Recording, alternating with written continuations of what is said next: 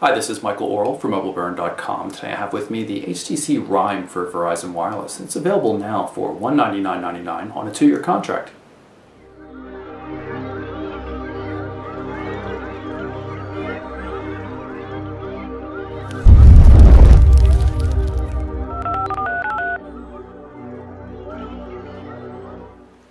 So let's take a look at the contents of the Rhyme's box. Naturally, phone's right in here. A little hard to get out of there. So we'll start that up, power button up top, and open this up. We've got what appears to be user guide, terms and conditions, things like that. Nothing too dreadfully interesting. A little piece of clear paper. Has logos on it. Looks like it's identifying everything. This is a USB cable, obviously, micro USB. This is the power adapter that it plugs into, like so. Stereo headphones here. I believe they're stereo. Oh yeah, quite different looking. Everything works. It's all a tape instead of a normal wire. I don't know if that keeps it less tangled. Music controls there as well. Pretty cool looking. And this should be the dongle for the remote message indicators. It's this little purple cube, I guess is what you would call it. Plugs into the phone and then should glow when there's a new message of some sort or some other missed notification. Meant to dangle out of a purse, I guess, while your phone's hidden deep within. And I almost forgot to show you what's in this side of the box. It's the reason the box is so big. That's the charging station. It's a cloth covered micro USB connector on the back, and you can see the battery connectors there for charging. So let's take a look at the hardware. First I'll power up the display. It's a 3.7 inch diagonal Sony Super LCD display, pretty bright and crisp, wide VGA resolution, 480 by 800 pixels. Nice display. Got some touch-sensitive controls down the bottom, standard Android buttons there. Forward-facing VGA resolution camera. On the left-hand edge, just the covered micro USB port, which is, I find those to be a bit bothersome since almost every Android device needs to be charged on a daily basis, but at least you do have that charging dock. You can see it's a fairly thin phone. My measurements have it coming out at about 10.8 millimeters, and it weighs just a hair over 132 grams. You can see a nice soft touch cover mixed with anodized metal and the HTC logo here. Those are the contacts for the charging dock. 5 megapixel camera with an LED flash, and you also find a 3.5 millimeter headphone jack up top along with the power and standby button there. Along the right hand edge is the volume control. No dedicated camera shutter button or anything like that. Along the bottom, all you see is the microphone pinhole right up here.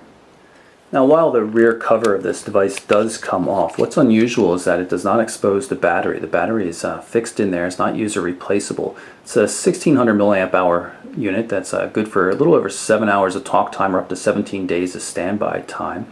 Luckily, you have that charging cradle, though. It makes it a little bit better since you can't swap out the battery. It's very easy to charge just by dropping it in. You will notice, though, we have a micro SD memory card slot there, and an 8 gig card comes included. The device has 4 gig of internal storage, but only about 800 megabytes of that is actually available to the user, so the 8 gig card is really going to be necessary. Powering the whole thing, we've got a 1 gigahertz Qualcomm Snapdragon processor, and it's backed up by 768 megabytes of RAM, which is a fair bit of RAM. As for connectivity options, the device is obviously equipped for Verizon's 3G network. It does not support LTE, though. It's just EVDO Rev A. Also support for 802.11b GNN Wi-Fi and Bluetooth 3.0. Now I'm going to show you what happens when you drop the phone to the dock. That's all it takes. Doesn't click in or anything. Just drops right in there, and automatically the little desk clock type application loads up. You can run in the photo frame, so it'll go through your pictures. This dock itself acts as a speakerphone. It can also work as a speaker for your music playback, which you can see the controls right there.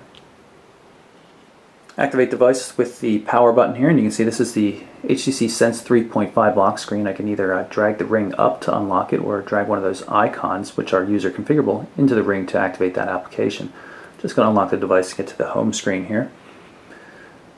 This is the default home screen, and this is actually a full screen widget here. If you long press on it, you can see that.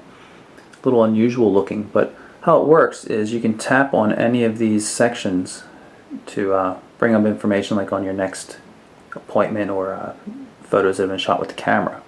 It's pretty cool looking. Unfortunately though, I have not been able to get the mail client to work at all. I've been unable to configure email for Gmail, AIM, my own personal server, Yahoo Mail. All of them failed both on Wi-Fi and Verizon's 3G network, so I'm not sure what's going on there. I'm trying to find some help on that from Verizon, so we'll see. Otherwise, this is just like any other Sense 3.5 device. Nice assortment of widgets. This Endomondo, if I'm saying that correctly, is a sports kind of application. I'll go into the main menu here, and you can see it sitting right there.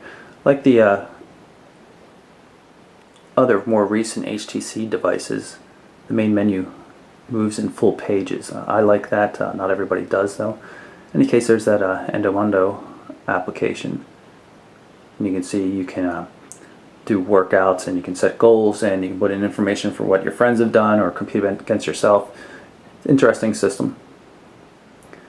Back to the main menu, look for the interesting things. Obviously we've got Gmail support here, and it's just saying we've got priority inbox and some other new features. Works in landscape mode as well, of course. And let's see if I can pull up this test message. You can see the formatted text there. No multi-touch support here. Normally there would be in the other email client though, but I've been unable to test that. Good access to controls. The Gmail client's really, really nice. About the only thing that's wrong with it is the lack of the multi-touch support. So I'm going to demonstrate how the charm works. Just going to plug it into the 3.5mm headphone jack right there. And I'm going to turn off the phone. And I'm going to send a quick text message to the phone. And we should see it come through and see the indication there from the charm flashing.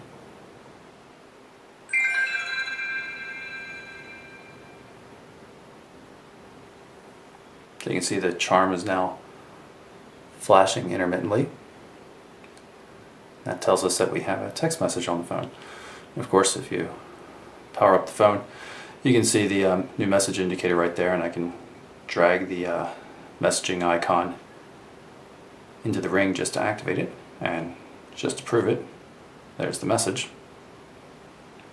We can drop in here on this home screen widget and see that the most recent message came in from another man. That's the one that we used to test the charm. I'm going to show you the keyboard quickly while I'm here. There's no swipe support or anything like that. It's just a bare bones keyboard.